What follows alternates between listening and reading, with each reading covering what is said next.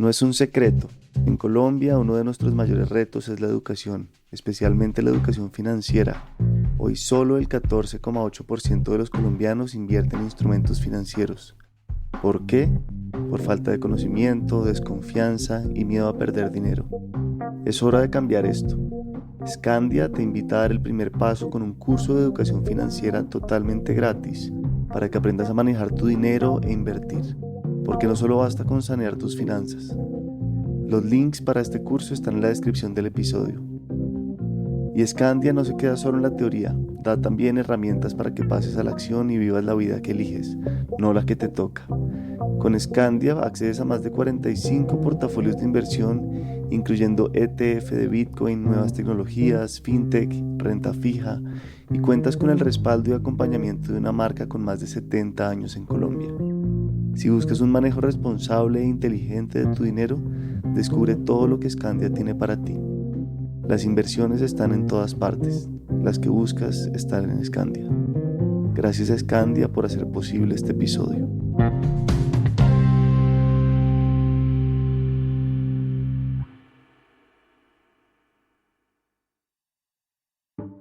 Antes de empezar, otra buena noticia que nos emociona mucho. Tenemos nuevos productos en la tienda de la no ficción. Hay tazas, bowls, posters y banderas con frases memorables del Topo. Están pensados para que lleven un pedacito de lo que escuchan con ustedes. Nos ayudan, se ven increíbles y nos hace mucha ilusión que nos tengan más cerca. Entren a tienda.lanoficcion.com y pídanlos a cualquier parte de Colombia. Ay, tan linda. Eres linda y chistosa. Entonces, tú puedes hacer chistes, ¿sí? O puedes, sí, como eso, porque pues obviamente no eres buena para matemáticas, tampoco eres buena, no, entonces tal vez podrías como, ay, no sé, ¿no? Era como el mensaje muy del adulto. ¿En qué soy buena? ¿Yo para qué sirvo? ¿No? O sea, ¿qué es esto? Y empiezo a descubrir eso y yo creo que para mí fue como, ay, parece que no me voy a morir, o sea, parece que sí voy a tener algo de mí que le sirve al mundo. Y los pensamientos, ¿sabes? Como para hacerlo súper, súper sencillo es, dime cómo hablas y te diré cómo piensas. Pero no es para hablar positivo ni para hablar bonito. A mí hay gente que me dice, cierto que desde la PNL uno no debe decir problema, debe decir situación. Y yo, no. Y eso me ha ayudado a entender que yo al final vuelvo, no estoy criando mis hijos, estoy criando unas personas para que sean útiles a la sociedad. Y él dice, ustedes son el arco, ellos son la flecha, pero no les pertenecen. Entonces, yo siempre lo he pensado, ¿no? Yo siempre he pensado que yo soy una canoa en donde ellos viajan en un momento de la vida, pero no me pertenecen. María Paula Alonso es mentora y conferencista en temas de comunicaciones, autoliderazgo y relaciones. Cree firmemente que el lenguaje puede generar cambios profundos en las personas y en las organizaciones, y es apasionada por las palabras y los cambios conscientes de pensamiento. Es también madre, o como ella dice, presta el servicio de mamá. Bienvenidos al Topo.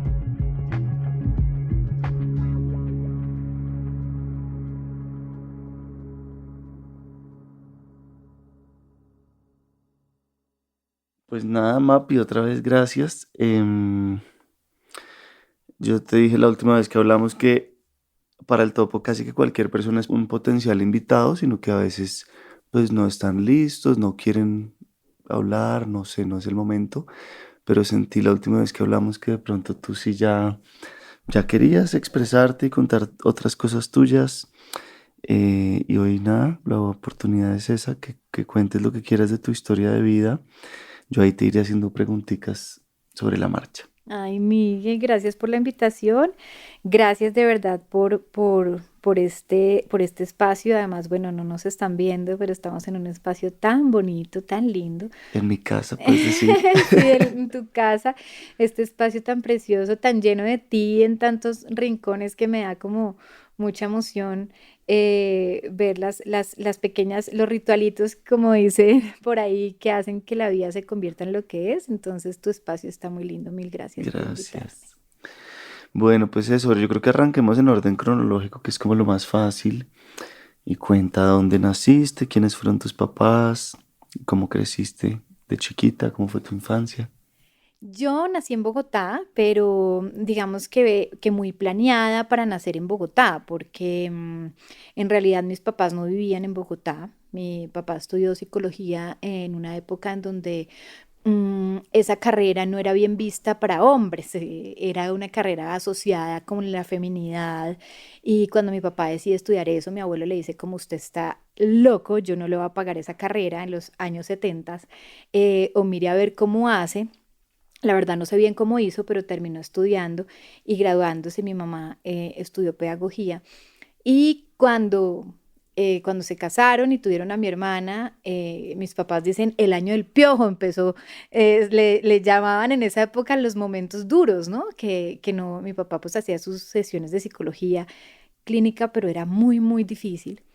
Y a mi papá le sale la oportunidad de irse a trabajar a un lugar que en ese momento era casi desconocido, que se llamaba Belencito, en una acería en Boyacá, en donde en ese momento para llegar allá, pues sí era como bastante, no era tan fácil como ahora. De hecho, mis papás no tenían carro, em, vivían en Bogotá y pues se tenían que ir a vivir allá, así que en realidad vivían allá y mi mamá pues para tenerme vino un tiempo antes del parto para que yo pues naciera acá en Bogotá. Pues ella decía como, le asustaba un poco como el tema de los trámites, ella era muy nueva viviendo en Boyacá. Y esa es como la razón, o sea, soy como medio de acá, pero de allá. Cuando Ujú. era chiquita me miraban y me decían, ¿tú de dónde eres? Porque era pues rubia, de ojos azules, y yo decía, yo soy boyacana. Entonces, pues creo que yo soy como medio de allá, pero medio de acá. ¿Y eras la primera hija? La segunda, ya para ese momento mis papás tenían a mi hermana mayor, que ella llega a Belencito de 2 años y medio más o menos, llega mi hermana allá, arrancan esa vida en ese lugar inhóspito, rarísimo. ¿Por qué? Cuenta, describe eso. Em, Mi mamá, pues es un lugar muy lindo, lástima que ya no exista como usualmente estaba, pero era un lugar hecho para los empleados de esa organización, de esa empresa. Entonces, era organizado como en su arquitectura de una plaza central y se iba abriendo. Dependiendo del nivel del empleado, las casas iban siendo asignadas, ¿no? Mi papá decía como yo sí trabajaba duro y pensaba cuándo me van a asignar la siguiente casa, ¿no? La siguiente, como el nivel, era visto por la casa que te daban y por ese tipo de cosas. Mm, Nos comunicábamos entre las casas por teléfonos que solo se comunicaban dentro de las casas. Ujú. Y para llamar, por ejemplo, a Bogotá, pues teníamos que ir a una cabina telefónica. Entonces, había solo un supermercado, solo un parque, solo un colegio. em, ¿Y si salían de esa ciudadcita que había? El ya pueblo. cerca, pues de veredas, había Ujú. veredas, todo estaba cercado con vigilancia y ya había veredas y si ya te alejabas un poquitico más, no mucho, pues ya estaba las ciudades principales de Boyacá, Sogamoso, Duitama, Paipa, y eso hacía que fuera muy apartado, digamos, mi mamá, una mujer de Bogotá, y yo digo una niña, porque en realidad mi mamá se casa a los 19, pues llega ya a los 22. Es que pensemos en esas mujeres solas, se trasteó en el carro de la hermana, con una bebé, cero televisión, cero celulares, cero nada. Ujú. Y ella, pues, era así. Hay una historia de mi mamá que dice que mi papá le dijo, bueno, me voy al trabajar, chao, caminando, ¿no? Como los Simpson, un poquito como así.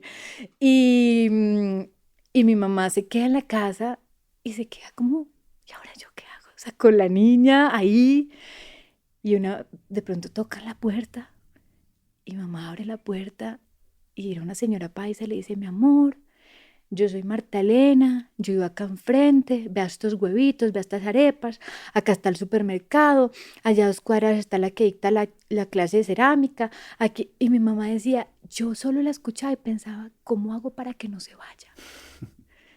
Entonces era muy lindo, Ujú. pero también muy solitario. ¿Y tu papá por qué de psicólogo termina en una acería? Porque se innova, ¿no? Empieza el mundo de la psicología a abrirse paso dentro del mundo organizacional. Ujú. A mi papá le salió un trabajo también en Venezuela. Mis papás inicialmente se iban a ir a Venezuela. Pero también mi papá había aplicado hasta a esta empresa en el área de selección de personal. Era como donde se requerían los Mm, psicólogos. Y cuenta mi papá que el presidente de la empresa le dijo, ¿usted sabe por qué está acá al final? Y mi papá, no. A mí me llamó un señor Hernán a decirme, dele el trabajo a mi hijo, que él es bueno.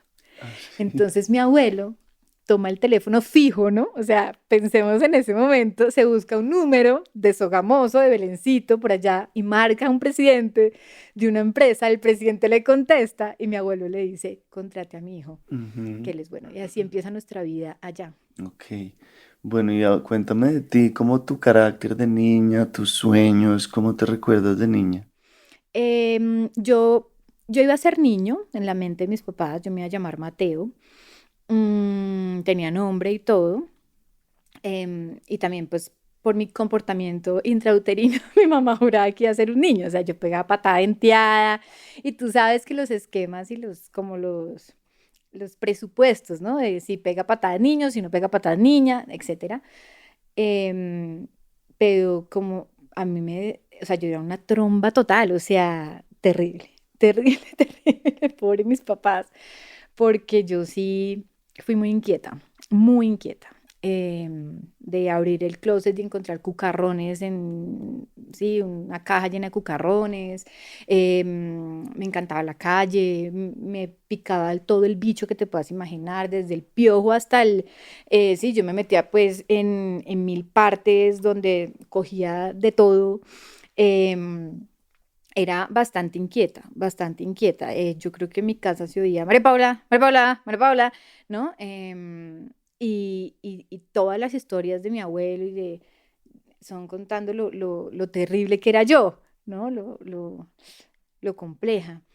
Em, pero pues hoy ya de adulta creo que sí fui muy contenida Ujú. también. O sea, yo era muy inquieta, pero pues uno sabía en esa época hasta dónde llegaba porque no es como ahora, ¿sí? O sea, ya pues en ese momento la educación era diferente y ahora imagínate pues la pedagogía de mi colegio allá no era la que tienen mis hijos ahora, por ejemplo. O sea, Ujú. era más una disciplina bastante dura, ¿sí? ¿Colegio de Bastante. monjas? No, del... Yo, no, era el colegio de ahí, Ujú. no teníamos religiosos en el colegio, pero sí había unas separaciones muy raras, Miki. O sea, yo no sé, bueno, ya no sé si el colegio sigue funcionando o no, eso ya está muy en ruinas, es un poquito triste. Em, pero, por ejemplo, a las niñas nos daban clase de costura y bordado y a los niños clase de granja. O sea, nos dividían. Y yo soñaba que me pasaran a clase de granja. Yo decía, Dios mío, ¿yo por qué tengo que estar en costura? Yo quiero estar en granja. O sea, yo quería echar asadón, pala, toda esa vaina. A mí me fascina eso. Meter la mano en la tierra, sacar la papa. No, me tocaba ya trepada en un altillo. Obviamente mis costuras eran inmundas, todas apretadas, horribles. Hablaba, me regañaban, me paraban en la esquina, me mandaban al rincón. O sea, todo mal. Sobre todo hablaba Ujú. terrible. Y Hablabas mucho. mucho, Ujú. mucho, mucho, mucho. Para las profesoras yo creo que era terrible. Y me inventaba historias, bueno. Entonces, esas distinciones, ¿sí? Mira que, por ejemplo, mm, había los niños de los hijos de los ingenieros y como de la parte administrativa, íbamos al colegio y los niños de los operarios iban a la escuela. Ujú. Eso es algo que después yo decía como, bueno, difícil, o sea, complejo, ¿no? Desde tan chiquitos hacemos estas distinciones. mm, y había un día en que nos unían y yo me preparaba ese día. Yo le decía, mamá, mamá, me va a tocar unirme con niños de la escuela tal día. Dame cremitas, dame no sé qué. Yo iba, les untaba, yo los veía muy, por ejemplo, la carita muy cuarteada porque trabajaban la papa, trabajaban todo eso. Y yo me preocupaba un montón, entonces yo llevaba cositas como para darles, como para echarles en la cara. Me angustiaba como, yo ya veía que era diferente físicamente el niño que trabajaba o que vivía en el campo o en el páramo versus el niño o la niña que vivíamos en la parte, digamos, más urbana, ¿sí? Ese era como mi recuerdo de la primaria. Ok. Y yo quiero saltar de una vez como a tu profesión y a tu trabajo y después volveremos ahí a los Sí, detalles de sí. antes, pero como que de dónde tu pasión por el lenguaje y cuál dirías que es como tu pasión también. Y expliquemos de una vez, no sé, PNL, inteligencia emocional, como cuáles han sido tus enfoques y de dónde nace esa pasión. Yo creo que nace del momento en el que yo llego a Bogotá, ¿sí? Y conozco y entro al colegio, muy perdida. Entonces te saliste del colegio en Sogamoso. Sí, ya, Ujú, yo ya estaba en un colegio en Sogamoso porque ya no ujú. vivíamos en Belencito, ya nos vinimos para Bogotá y entro a un colegio y acá en Bogotá yo conozco a Gina Morales, que es como una de mis grandes amigas. Yo más perdida en las cualidades y en las características. En el colegio, en la primaria, me decían como tú eres buena escribiendo, tú eres buena hablando, pero pues yo nunca lo exploté así, nada, ¿sí? Ujú. Hice un periódico una vez y ya. Cuando llegué acá, mi amiga me dice, tú eres buena escribiendo, tú eres buena hablando, tú por qué no declamas, tú por qué no haces no sé qué, tú por qué... Y Gina empieza a hablarme y empieza a hablarme de poesía y empieza a hablarme de escritores y de cosas, yo no tenía ni idea de nada. Una compañerita de Del colegio. colegio, Ujú. sí. Viro, le decíamos, le decimos, yo todavía le digo Viro. em, y empieza a hablarme, a decirme, vamos, metámonos al grupo de poesía del colegio, metámonos al no sé qué, y ahí terminé declamando en la casa de poesía Silva, terminé escribiendo, terminé tal, y empiezo a decir, oye, esto puede ser una posibilidad para mí, ¿sí? Porque claro, yo venía de una primaria muy, y de una infancia muy chistosita, pero poco inteligente, ¿sí? Ay, tan linda. Eres linda y chistosa. Entonces, tú puedes hacer chistes, ¿sí? O puedes, sí, como eso, porque pues obviamente no eres buena para matemáticas, tampoco eres buena, no, entonces tal vez podrías como, ay, no sé, ¿no? Era como el mensaje muy del adulto. Ujú. Y llegar a noveno grado tan perdido, decir en qué soy buena, yo para qué sirvo, ¿no? O sea, ¿qué es esto? Y empiezo a descubrir eso y yo creo que para mí fue como, ay, parece que no me voy a morir, o sea, parece que sí voy a tener algo de mí que le sirve al mundo, Ujú. ¿no? Y ahí es donde empiezo yo a hacer eso y me envían a lo que llamábamos la alfabetización en ese momento en el colegio, a dictar en una escuelita clases a los niños y entro yo a ese salón y yo dije, buenas, este es mi lugar. O sea, yo quiero ser profesora. Era como Ujú. hasta donde me daba como en ese momento el pensamiento, ¿sí? Como, ok, yo quiero escribir y quiero enseñar. Y ahí es donde empieza como todo mm, empieza toda esta curiosidad por cómo puedo transmitir conocimiento, cómo puedo decirle a los demás lo que yo soy y también de una sanación hasta física, porque yo tuve muchos problemas de garganta chiquita. Me tenían que inyectar cada 15 días porque me daban amigdalitis muy fuertes, me daban benzetacil, que ya lo prohibieron porque la gente hace paro cardíaco cuando le dan esa vaina, dolía mucho. Y me lo ponían y cuando yo doy mi primera clase en la alfabetización, yo nunca más me volví a enfermar de eso. Ah, sí. Jamás, jamás me volví a enfermar de una amigdalitis, nunca más. ¿Y cómo lo explicas? ¿Qué crees que era? ¿Bloqueado ahí ese chakra o qué? Yo sí, pues yo creo que mira, si lo vemos de verdad desde lo práctico, o Ujú. sea, yo creo que era demasiado contenida el aula. Yo creo que yo pasé de ver, María Paula habla mucho y eso es muy malo, a, wow, cómo habla María Paula, eso es muy bueno. En el momento en que yo creo que mi inconsciente dice, no, fresca, hermana, o sea, hágale, hable, que aquí Ujú. ya nadie es que a mí de chiquita me decían, metía patitorcida, sí, era como, yo era imprudente, pues ese era como el mensaje, ¿sabes? Ujú. Em, pero cuando yo hago este clic, yo siento que la garganta, sí, pues no sé, puede ser el chakra, puede ser la programación, bueno, tantas cosas, ¿no? Ujú. Dice como ya fresca, ya no presione más ahí, ya relájese.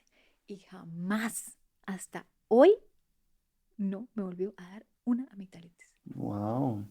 Bueno, otra vez quisiera saltar como a lo que haces y a tu misión hoy en día, si es que se llama misión y sí, cuenta un poco a qué te has dedicado los últimos años y ahí de pronto otra vez volvemos a echar para atrás con otros temas. Yo Estos últimos 13 años me he dedicado a trabajar en mi marca personal, que es MPA, tiene las siglas de mi nombre. Y básicamente lo que hago es hacer conferencias de gran formato, hablarle a públicos grandes o pequeños, los que quieran, sobre los temas muy de lo que hemos estado hablando indirectamente, ¿no? Sobre el autoliderazgo, sobre comunicación y sobre relaciones. Eso es como las tres cosas fundamentales. Y de ahí lo que se desprende, entonces, inteligencia emocional, trabajo en equipo, todo lo que llaman a veces habilidades blandas, que yo no creo que sean tan blandas, Ujú. ¿sí? Em, Me dedico, eso es como el grueso, como las conferencias de gran formato. Hago entrenamientos de equipo, ¿sí? Hay organizaciones que dicen, yo quiero que tú entrenes mi equipo, entonces hago y diseño un espacio especial para ese equipo. Y hago ya no tanto, pero todavía me siguen llamando y lo quiero hacer hasta que sea viejita, procesos de coaching ejecutivo, que con eso he podido acompañar pues mm, a muchas personas del mundo público, privado, político. em, y bueno, ya hay más de 150 personas metidas ahí. Tengo un curso, tengo un podcast. Ujú. ¿Y cómo llegaste hasta allá? Ahora sí, otra vez echemos para atrás. Cuando yo ya, digamos que me reconcilio con esa característica mía, ¿sí? De comunicar, de hablar, de decir, eh, y ya veo a mi papá sigue su vida de psicólogo y empieza a ser consultor y empieza a formar equipos y empieza a ser director de desarrollo y capacitador de empresas y empieza a hacer todo eso. Yo lo veía a mi papá, psicólogo, dictando. Yo digo, bueno, ¿qué estudio? Ujú. Eh, Psicología, no, yo quiero hacer otra cosa diferente a mi papá. Y bueno, terminé haciendo exactamente lo mismo que mi papá. Ujú. O sea, yo tengo que ser diferente a mi papá. Buenas, somos, o sea, hacemos casi lo mismo. Ujú. Empiezo a dictar clases en la Universidad de La Sabana, entro al mundo corporativo a trabajar, como dicen en México, en el trabajo Godín, ¿sí? Ujú. Que es el de escritorio, trabajando em, como profesional de comunicaciones en esas empresas. Em, Estuve en empresas de cemento, empresas de tecnología, empresas de telecomunicaciones, hasta que, y me formaba al tiempo, ¿no? Entonces empecé ¿Cómo en qué roles? ¿Como comunicación comunicación interna? interna, en una fui asesora de asuntos públicos y relaciones con el gobierno, en otra fui profesional de cultura organizacional, en otra fui ya empecé como a crecer dentro de las áreas, entonces ya dirigía la parte de comunicaciones internas de una organización y ahí fui como creciendo en ese mundo organizacional y al mismo tiempo me formaba, Ujú. entonces súper ansiosa de conocimiento, entonces me metí a estudiar programación neurolingüística los fines de semana, entonces mientras todo el mundo estaba rumiando, yo estaba ya estudiando PNL sábados y domingos durante 3 años seguidos, yo creo que estudié Mm. ahí programación neurolingüística, me certifiqué como coach, todo el tiempo mientras iba haciendo como mi carrera profesional. Al final, no sé si lo dije, pero la carrera que escogí fue comunicación. Ujú. Entonces, seguía formándome, y haciendo como todo al tiempo, hasta que yo siento que eso se llenó, como que Ujú. se llenó y llegó un momento donde tenía más puestos que un bus. Ujú. Entonces, yo hacía voluntariado en una fundación que se llama Fundación Nueva Vida para Todos en Ciudad Bolívar. Em, entonces, yo a mis 24 años, yo ya eh, había ahorrado lo suficiente para un apartamento, entonces yo pues tenía mi casa, digamos, era bastante independiente, trabajaba todos los días de 8 a 5 como profesional de comunicaciones. A las 5:30 empezaba a hacer coaching de vida en ese momento, hasta las 9 de la ¿A noche. los 24? A ver, yo dicté mi primera clase a los 27, sí, entre los 25 y los 27 años. Ujú. Y a los 27 me dicen, eh, bueno, y me formaba en PNL de fines de semana y me iba a Ciudad Bolívar todos los sábados hasta el barrio El Paraíso y no había Transmicable. Entonces yo me iba en Transmi hasta el Tunal y de ahí pues al portal Tunal y de ahí en bus. Yo no sé cómo subíamos, pero subíamos, bueno. Entonces era una jornada un poquito pesada, o sea, yo creo que era, ¿sí? Y luego me llaman de la universidad y me dicen, ay, necesitamos que alguien dicte PNL acá. Ujú. Quiere empezar a dictar clases. Eso fue en el 2006. Yo creo que yo tendría 26, 27. Entonces, súmale que empecé a dictar clases en los posgrados. Entonces, pues yo creo que esa se llenó la agenda.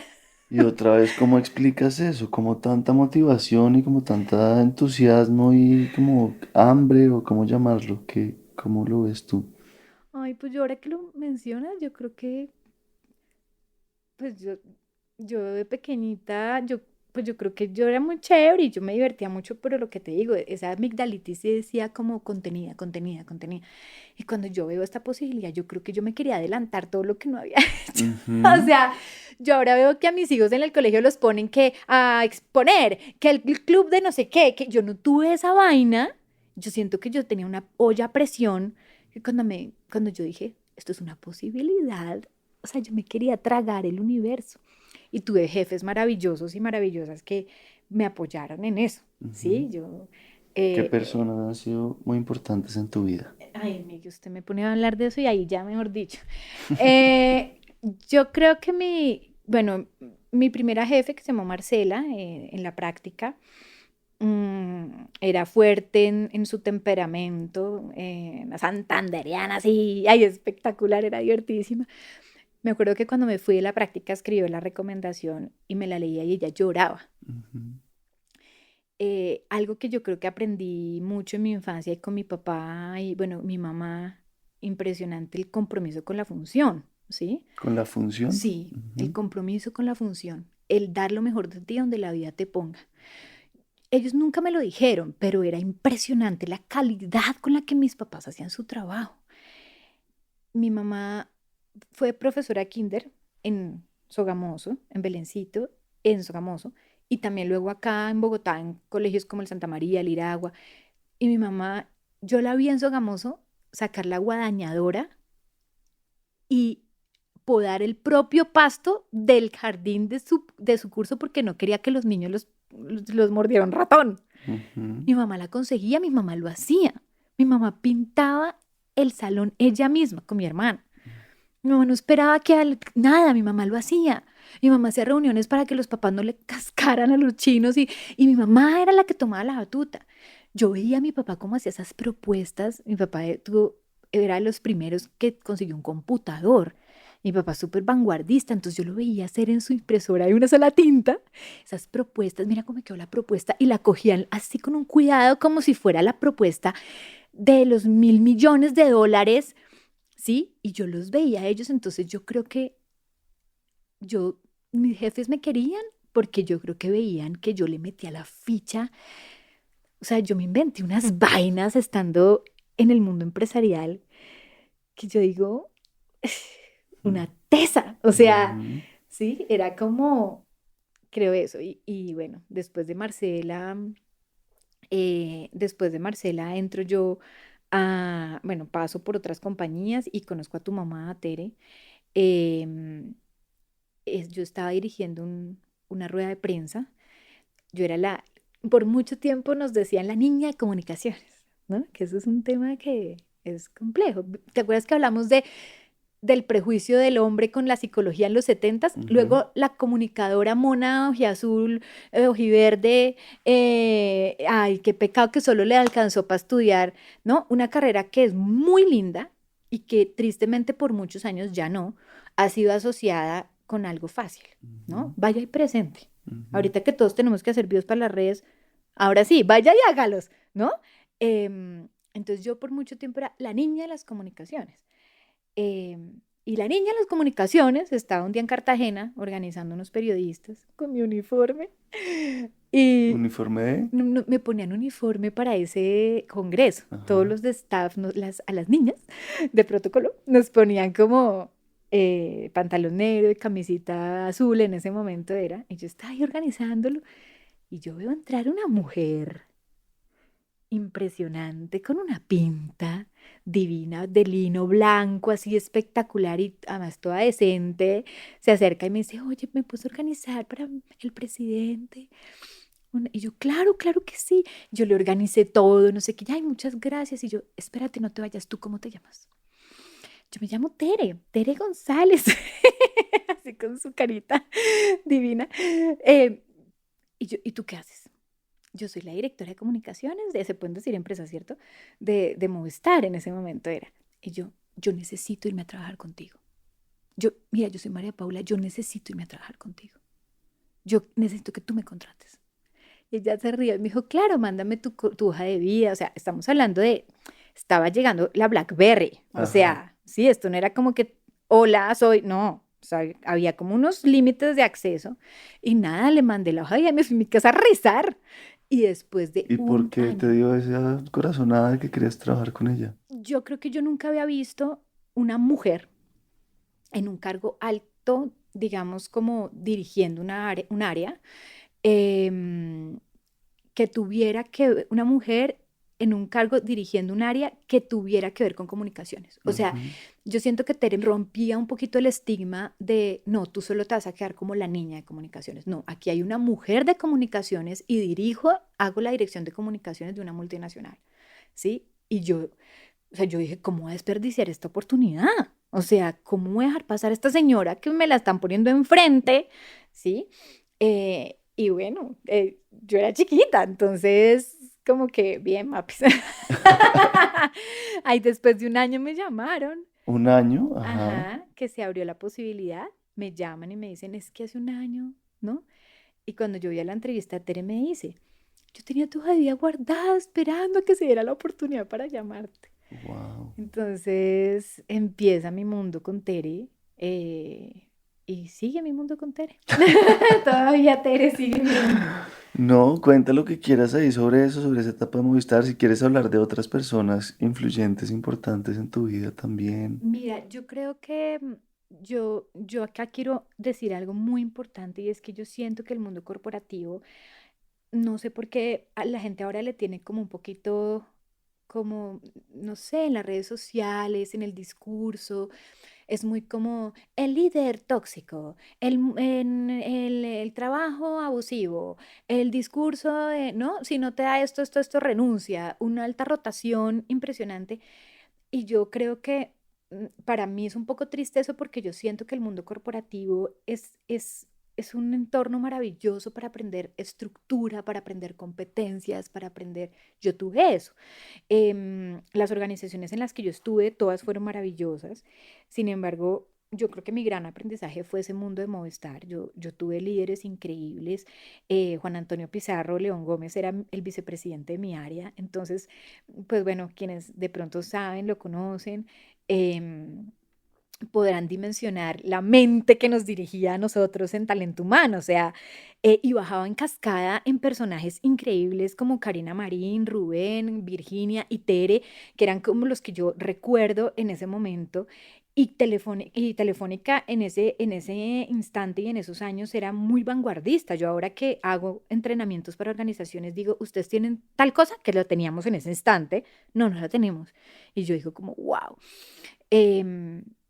Y sobre todo era muy humano, muy, muy humano en ese momento. Yo siento que, obvio por todo lo que hemos hablado de mi personalidad, siento que yo era como una esponja que recogía todas esas características de esos líderes y de esas líderes increíbles que yo tenía. Mm, yo creo que Tere, por ejemplo, y es algo que me gustaría como que los líderes supieran, acá se habla mucho ahora de que no te lleves lo personal al trabajo, de que el manejo de las emociones, no sé qué, era inevitable ver a una líder como Tere, por ejemplo, casi que mamá soltera, ¿sí?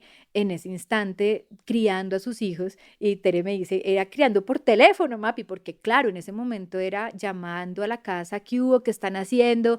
Venga, que pidió el permiso, que no sé qué, que tengo que ir a llevar al niño al colegio porque hoy tengo reunión, pero vuelva, o sea, casi que ella desembolataba sola y eso sí permeaba al grupo y eso sí permeaba al equipo y muchas personas hoy pueden decir, oye, qué mal, no.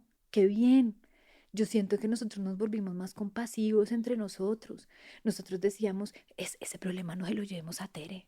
La loca está súper embolatada, solucionémoslo nosotros, vamos con soluciones. Llevémosle, vamos con 3 opciones, ¿sí? Em, las celebraciones de los cumpleaños en esa eran brutales, no por la pachanga, sino por lo que hacíamos en ese momento para que la persona se sintiera especial. Eran unos valores y unas cosas, Migue, que yo siento que es importante que las vivamos. Sí, claro, nos medían, claro, no, si no cumplíamos no nos llegaba bono, no nos llegaba lo que fuera que tenía, obvio, teníamos responsabilidades, y el que no servía a la una, a las dos, a las tres, y a las cuartas oportunidades, pues chao, lo cambiaba, lo que fuera. Pero creo que ahora yo siento que nos falta un poquito como, ojo, y cuando yo digo ahora, no me refiero a edades, me refiero a tiempo, ¿sí? Ujú. Porque lo veo en personas de 50 y veo la actitud en personas de 20. O sea, no me gusta como decir, es que los jóvenes, no, o es que los viejos, no. Es la actitud frente al mundo corporativo. Yo siento que no queremos, a veces tenemos resistencia, a veces, no siempre, a hacer del entorno corporativo un universo de aprendizaje humano, ¿sí? Y lo satanizamos un poco y creo que sí es un escenario muy chévere. Chévere que digas eso, sí, es diferente. Cuéntame de tu etapa de madre y de, sí, de tus hijos. Hablemos de eso, hasta donde quieras. Cuando, cuando ya yo empecé a tener más puestos que una buceta, que ya no estaba en Telefónica, estaba en otro lugar. Conozco a Andrés, casi paralelo a empezar a dictar clases en la Sabana. Eh, Llevo 18 años dictando clases. Bueno, digo llevo, pero la verdad es que hace 2 años paré, precisamente porque conozco a Andrés, empieza la vida con él.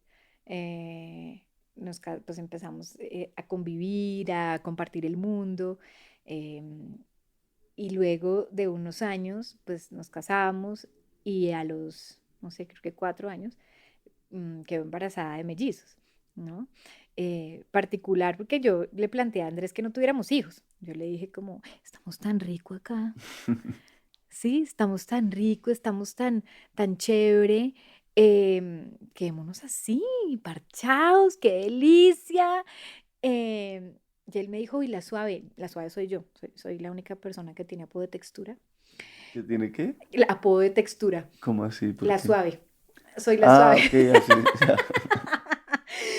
Entonces él me dice, uy, la suave, yo no la siento tan convencida. Ujú. Y yo, bueno, entonces hagamos una cosa, intentemos 6 meses. O sea, a los 6 meses no quedamos, nos operamos los dos. Listo, listo. Y al mes quedé embarazada de mellizos. Entonces, presto el servicio de mamá. Digo Ujú, que presto, pues porque creo que Agustín y Cristóbal no me pertenecen. Sí, ujú. casi nunca digo mis mellizos, no, no sé, me siento como rara. ¿Eso de dónde, por ejemplo? ¿PNL o cómo, por qué lo tienes así? Sí, yo creo que eso viene muy de la PNL, viene muy cuando tenía como 12 años me leí El Profeta. Ujú. ¿De Khalil Gibran? Sí, Ajá. ahí lo tienes. Sí, Sus hijos ustedes son el arco y ellos son la flecha, ¿sí? aquí, miran. ¡Ay, qué lindo! Ay, tienes una versión hermosa. Sí. Entonces, pues le dicen, ¿no? Háblanos de los hijos. Y él dice, ustedes son el arco, ellos son la flecha, pero no les pertenecen, Ujú, ¿sí?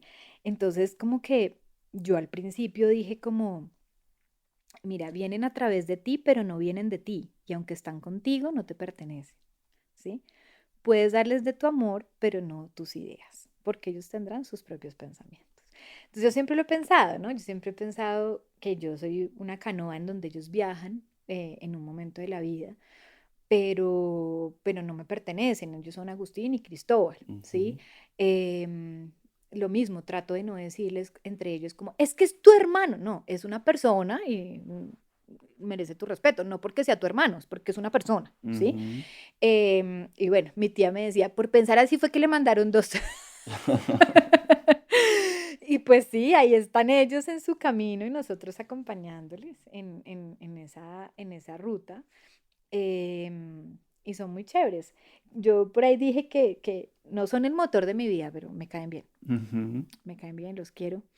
eh, y, y creo que, bueno, creo que ahí vamos bien, por buen camino. ¿Te ha ido bien de mamá? Difícil, no tanto, más de lo que te imaginabas. El posparto de mellizos, pues bueno, hay mamás de mellizos que son como súper guau, felicitaciones a ellas, que no lo sintieron, que luego se aventaron a tener un tercero y un cuarto, genial, maravilloso. Yo casi me muero. O Ujú. sea, yo soy muy organizada, un poquito me gusta el control, em, y pues vaya y controle dos mellizos recién nacidos para que coman al tiempo, duerman al tiempo, lloren al tiempo. Sí, o eso quienes nos están escuchando dirán como eso es imposible, ¿no? Pues yo quería hacer lo posible, o sea, y en esa lucha interna la pasé mal, mm, pero creo, y en esto también de las cosas que me siento como orgullosa de pensar, es que yo desde el inicio dije, yo me quiero dejar ayudar, ¿sí? Yo no quiero ser la mamá que puede todo, la mamá que lo quiere hacer todo, como quería ser un poquito prudente con las visitas, más por el tema médico que por cualquier cosa, pero a los 15 días yo ya era como, sí, buenas, que vengan, Ujú. porque mi hermana y mi mamá hacían turnos y, en la noche para las tomas de la leche de la noche, em, y hacían pues los primeros días turnos, 2 de la mañana, 3 de la mañana, 4, o sea, una cosa impresionante y yo me dejé ayudar. ¿Lo hubiera podido ir sola con Andrés? Claro, pero ¿para qué si tengo la tribu? ¿Sí? ¿Para qué si tengo la comunidad? Y creo que ahora también hay mucho como, no, nadie se meta, nadie venga, nadie ayude. No, chao. O sea, yo, vengan, ayuden, una agarraba al uno, una agarraba al otro.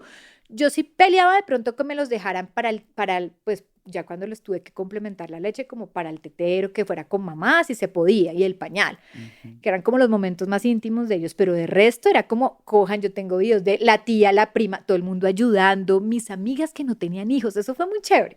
O sea, como todo el mundo llegando a ver, listo, ¿qué hay para hacer? Venga, tin, tin, tin, tin. Mm, y eso me ayudaba a entender que yo al final vuelvo, no estoy criando mis hijos, estoy criando unas personas para que sean útiles a la sociedad. Y mi casa es como una casa de puertas abiertas en donde siempre hay alguien. O sea, hay una visita. Ay, usted sabe de eso, porque en su casa era igual. Siempre hay alguien. Siempre está el que ayuda, el amigo el que ayuda, el carpintero que vino a poner la repisa venía con un ayudante, entonces todos se sientan a almorzar, ¿sí? Es así, mi casa. Y me encanta eso. A veces los niños me dicen como, mamá, hoy que no venga nadie. Sí, sí. Y ven, quiero volver como a la aplicación del PNL y de todos tus conocimientos a la vida diaria y a las relaciones, pues con el marido, con los hijos, con los papás, que son muchas veces las más difíciles. No sé, cuenta de eso, si quieres dar tips o algo, porque... Sí. Ujú. Bueno, lo primero es que es la PNL, Sí. porque el PNL es de otro taller. También lo dictamos, pero en otro, pero en otra cosa. La programación neurolingüística me ayuda un montón. Yo creo que en esa sopa María Paulinesca está la PNL, que es el trabajar en el lenguaje y los pensamientos, ¿sabes? Como para hacerlo súper, súper sencillo es, dime cómo hablas y te diré cómo piensas. Ujú. Pero no es para hablar positivo ni para hablar bonito, ¿sí? Ujú. A mí hay gente que me dice, cierto que desde la PNL uno no debe decir problema, debe decir situación. Y yo, no, no, puede Ujú. decir problema. Y puede decir que el mundo es una mierda si quiere decirlo. Y puede Ujú. decir que hoy se levantó, ¿sí? Puedes, Que no, porque hay unos que dicen ay, yo que no digas sé. que no, que nada negativo. Nada. No, no digas problema, di situación. Ujú. No, no digas no sé qué. Nada, se puede decir todo, ¿sí? Ujú. Porque aquí, y como lo digo en uno de los libros, el tema no es hablar positivo, es saber cómo pensar y, sí, es como lo que acabas tú ahorita me hiciste algo que en PNL se llama reencuadre, Ujú. ¿sí? Yo te dije, yo hablaba terrible y tú me dijiste, hablabas mucho, Sí, ¿sí? como que pregunté a ver a qué te referías con terrible, sí. Ajá, Ujú. y me dijiste, ¿hablabas mucho? Ujú. Eso en programación neurolingüística se llama un reencuadre de significado, ¿sí? O O por ejemplo, me podrías decir, si me hubieras dicho, de pronto hablabas en un momento en el que no tocaba hablar, eso se llama un reencuadre de contexto. Entonces, hay muchas herramientas de PNL que podemos utilizar para lograr resultados. La gente como que lo minimiza a veces un poquito como a lo que acabamos de decir, hablar positivo, ¿sí? No, la programación neurolingüística tiene técnicas, más de 47 técnicas que puedes usar para diferentes cosas. Hay estrategias mentales, anclas, rapport, calibración, reencuadres de significado y de contexto, estrategias mentales, centros de control, bueno, un montón de cosas que uno estudia, ojalá en un sitio serio, ¿sí? Ujú. Y también hay gente que lo asocia mucho con otras cosas, no sé, con espíritus ángeles, saca al perro con PNL, bueno, sí, pero en realidad es muy técnica, es súper técnica y cuando uno la estudia bien, hay que estudiar. Yo todavía dicto a veces en el lugar donde yo me formé, que es ingeniería mental, con Alejita. Un saludo para Alejita, te quiero mucho. Y cuando Alejita me dice, Mapi, dicta tal módulo de la formación tal, yo me pego una estudiada, o sea, saco el cuaderno, estudio como si fuera la primera vez, porque la PNL hay que estudiarla full. Coaching, por supuesto, yo siento que es una gran herramienta, pero lo mismo, ¿no? Soy un poquito como, como que ahora todo el mundo es coach y está bien, qué rico que todos seamos coaches, todos en la vida, pero que estudiemos, ¿sí? Que estudiemos, que hagamos una práctica, y que tampoco pasemos la línea de lo que no nos corresponde, ¿sí? O sea, creo que para eso el psicólogo estudió lo que estudió, el psiquiatra estudió lo que estudió, y aunque hay muchos coaches, psicólogos y psicólogos coaches, o sea, que el que estudió coaching después estudió psicología o viceversa, eso me parece fantástico, porque son abiertos y abiertas de mente. También creo que es importante nosotros saber cuándo necesitamos trabajar en equipo con alguien que tenga unas herramientas distintas. Y todo eso lo que yo hago es que lo utilizo para crear espacios a medida.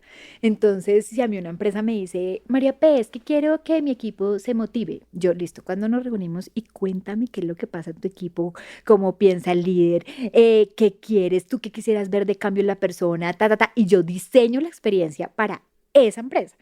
Uno, porque estuve 12 años al otro lado. Ujú. Entonces a mí no me, o sea, no me des una cosa que le das a todo el mundo, porque yo ya viví la experiencia de contratar speakers, de contratar mucho tiempo. Y dos, porque yo creo que sí se pueden generar espacios que hagan un cambio en las empresas, así sean espacios chiquitos, ¿sí? Si son bien pensados y bien diseñados. Entonces, en eso nos metemos. Ahora mi papá trabaja conmigo, entonces nos metemos a diseñar los espacios, las botadas de corriente para crear una conferencia, para crear un taller, son, pero impresionantes. O sea, yo a veces cuelgo el Zoom o el Teams o lo que sea con mi papá y con Ricardo y con la gente que está en mi equipo de trabajo y digo como, "Uf", o sea, nos sale humo de las ideas que tenemos para las empresas. Entonces, eso es lo que yo hago y a lo que me dedico a crear esas experiencias para que esas conferencias, para que esos espacios traigan un poquito de mi historia, que creo que nunca nadie me la había preguntado como tú me la estás preguntando, pero creo que ahí en cada conferencia va Sogamoso, Ujú. mi formación, la dedicación de mis papás, mi mamá con la guañadora, ¿no? Mis cucarrones en el armario, todo eso va y la experiencia con Agustín y Cristóbal y con Andrés. Creo que todo va metido ahí, entonces yo le meto chistes, le meto cosas y creo cosas prácticas, ejercicios prácticos. A mí sí me parece que la gente tiene que llevarse el cómo lo hago. Todos los espacios que yo hago no les voy a decir solo el qué, sino cómo, porque las empresas, las personas necesitan, genial, sí, me tengo que motivar, me dices por favor, ¿cómo? Ujú. Necesitamos el cómo. Ujú. Ahorita hay mucho que la intuición te diga, maravilloso, eso lo dejamos para otro escenario, pero aquí necesito decirte cómo, para que Ujú. evoluciones y para que soluciones y para que tu equipo llegue a donde tiene que llegar. ¿Y cuál puede ser un cómo de cómo motivarse? Solo me dio curiosidad. Bueno, mira que eso de la motivación, por ejemplo, es chistoso, ¿no? Porque la gente sí quiere que mi equipo se motive, ¿no? Ujú. Y yo digo como, "Crrr". Bueno, es una promesa que casi nunca hago. ¿Por qué? Porque el cómo, por ejemplo, parte mucho de qué piensa el líder de ese equipo. Ay, yo quiero que se motiven, pero ay, pienso que ahí van, que es gentecita esforzada, ¿sí? Entonces, mientras tú sigas pensando que tu equipo es gentecita esforzada, adivina quién se va a motivar.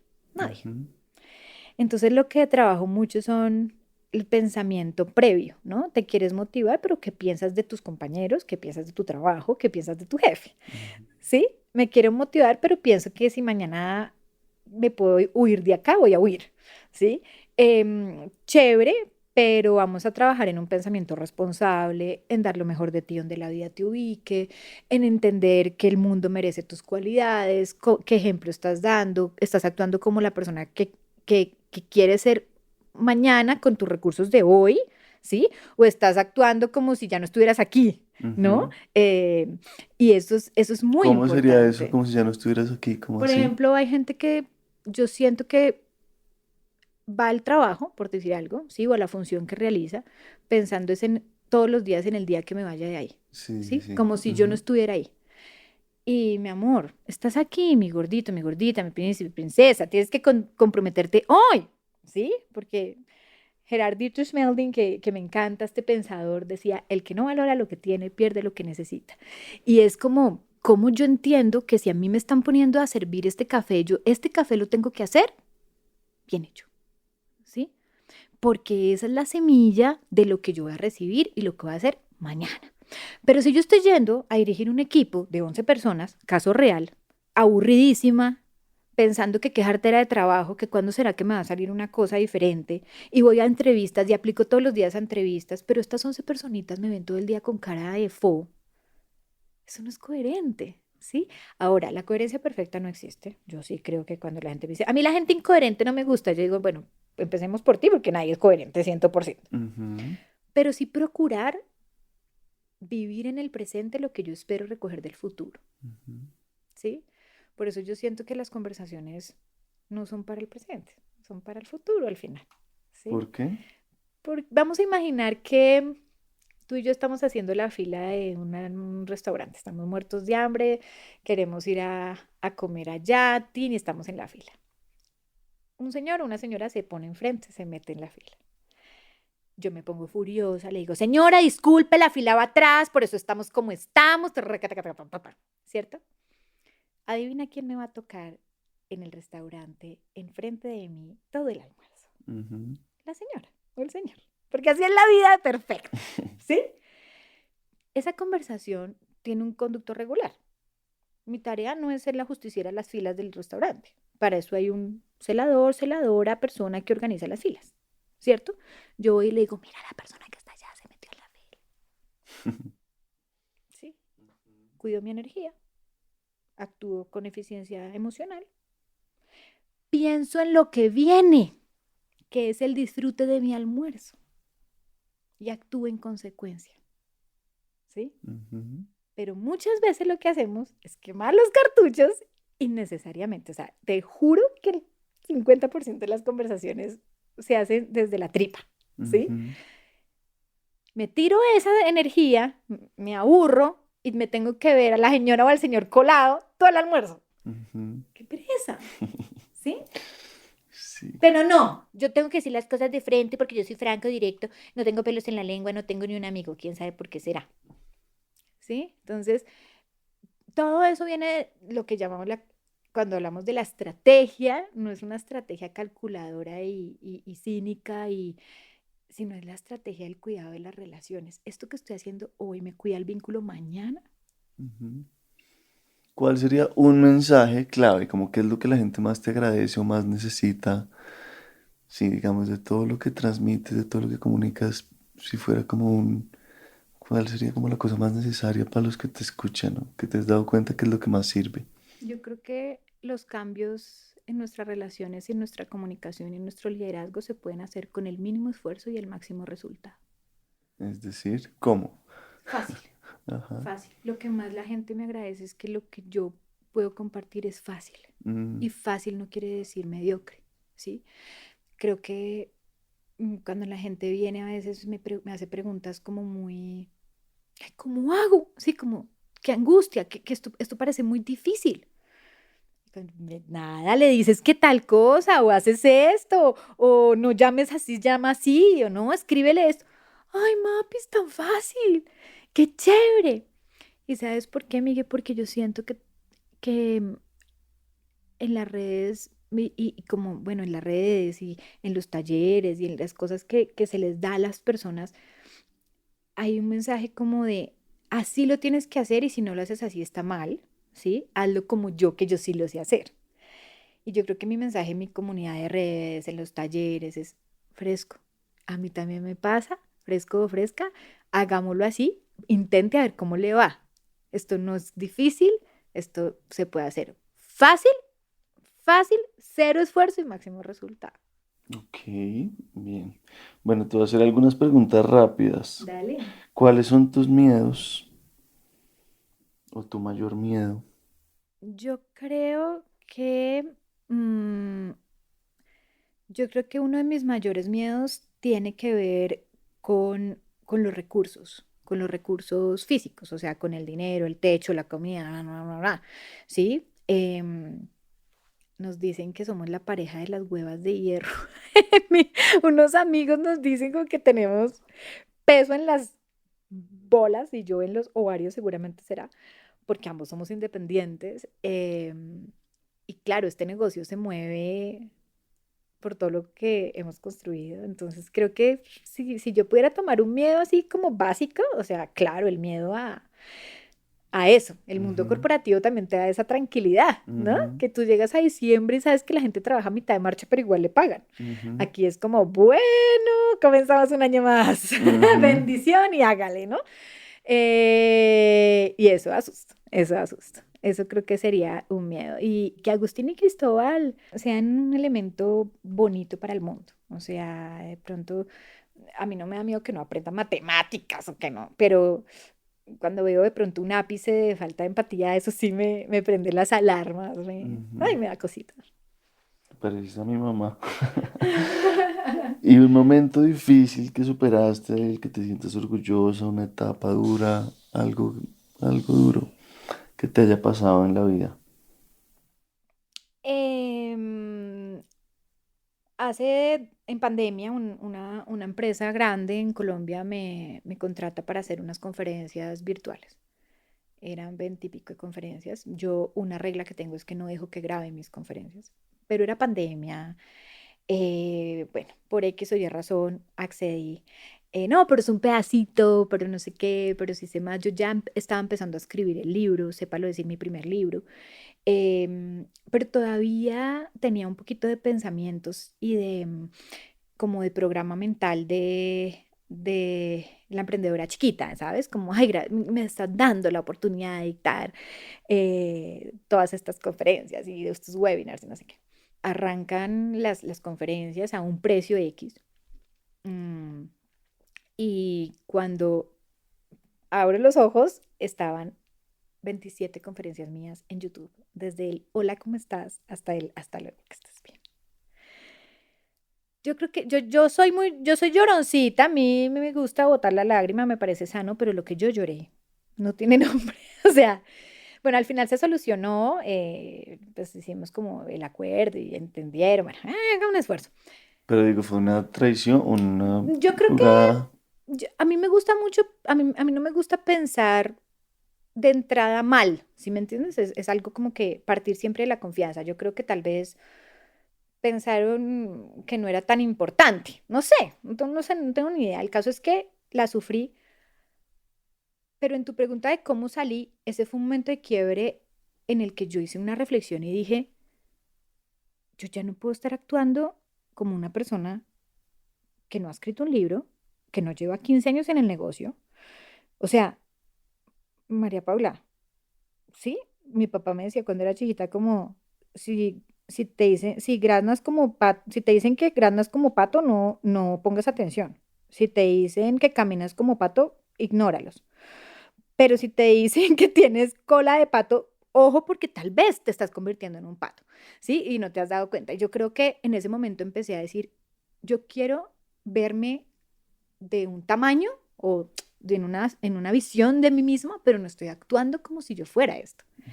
y empiezo a hacer ajustes de portafolio, de precios, de tal, y llega ese miedo. Acuérdate que te acabo de decir de lo de los recursos, y Pau de mi equipo, la parte estratégica de mi equipo, me dice, María, nos vamos con estas tarifas y de ahora en adelante vamos así, así, así. Y yo dije, ya, me hundí en el océano con un yunque, nadie me va a contratar, qué susto. Y Miguel, no pasó nada. Aquí estamos después, 5 años después, 4 años después, perfectos, no pasa Mejor. nada, mejor, somos 9 personas en el equipo, tenemos clientes fantásticos. ¿Y por qué tenías como tan prohibido lo de la grabada? ¿O por qué te dio tan duro eso? Todavía está prohibido. Ajá.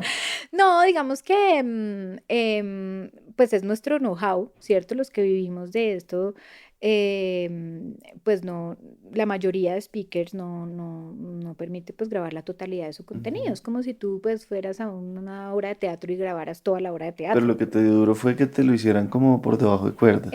A mí lo que me dio, claro, lo que me dio duro era ver todo mi material de tantos años expuesto como a merced de todo el mundo, Ujú. que eso no pasa nada, para eso están las redes, yo publico contenido un montón y gratis y bienvenidos y bienvenidas quien los quiera ver, pero pues al final es la obra de teatro por la que has Ujú. trabajado, en la que tiene un guión, que tiene unos actores, que tiene un trabajo y que pues no la vas a poner abierta, pues porque para eso se paga la boleta, ¿no? Para verla.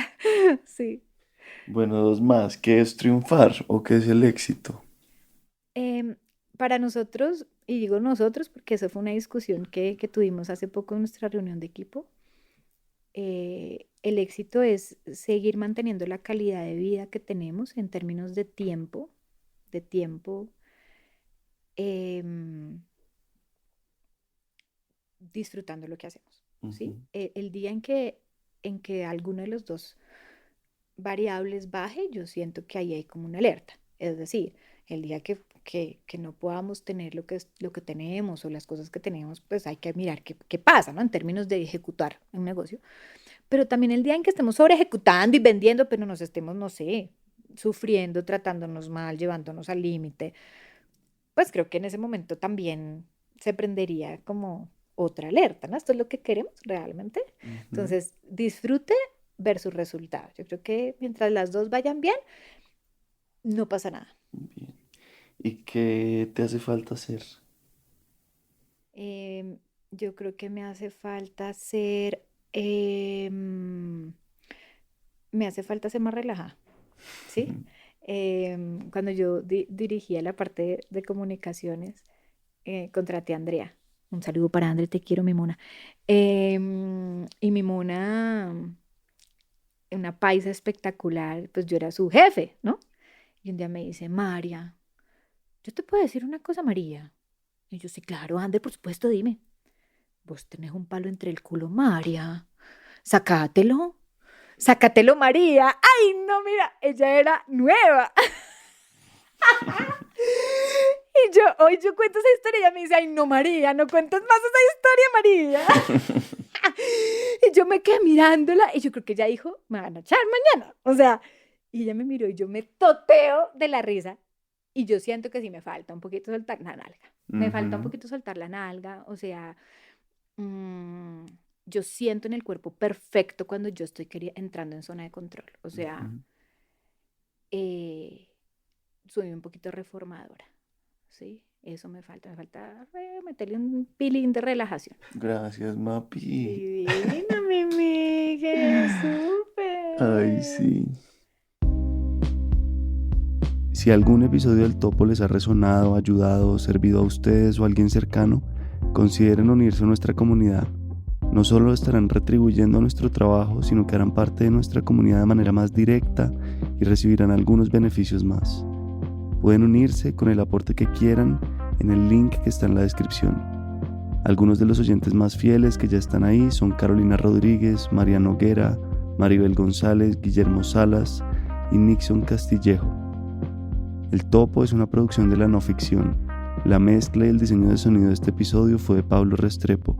La ilustración de las portadas es de Isabela Soto Vallejo y las redes sociales están a cargo de Shaquén Moreno y Gabriela Rivera. Divi Guzmán es la coordinadora financiera. Mi nombre es Miguel Reyes.